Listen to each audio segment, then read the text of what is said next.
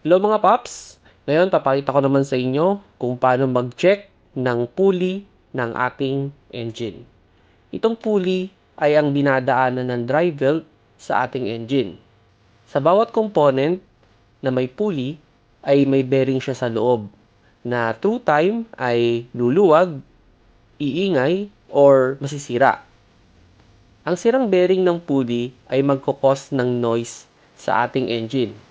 Minsan parang tunog na hinahasang bakal pag may sirang pulley. Kaya important na chinecheck ang pulley once in a while. Especially tuwing tayo magpapalit ng belt or mag-check ng belt. Sa pag-check ng pulley, dapat nating pakiramdaman at pakinggan ang takbo ng pulley. Siyempre, dapat maayos ang takbo at walang kalog. Sa engine na ito, tatlo ang pulley na chinecheck.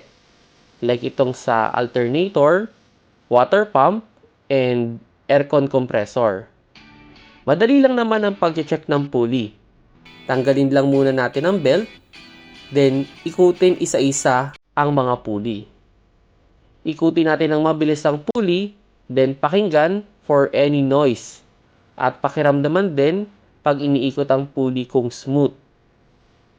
Ang maayos na pulley ay walang tunog pag iniikot at walang gaspang pag iniikot.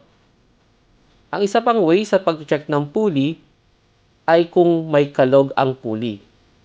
Hawakan lang ang pulley sa side, then try alugin. Ang maayos na pulley ay walang kalog. Wala kang mararamdaman na any movement, else maiikot mo lang siya. Ganun lang mga paps ang pag-check ng pulley.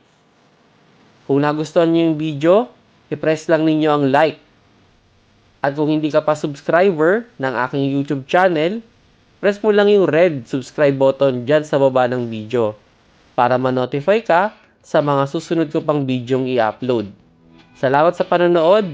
See you on my next video tungkol sa kotse.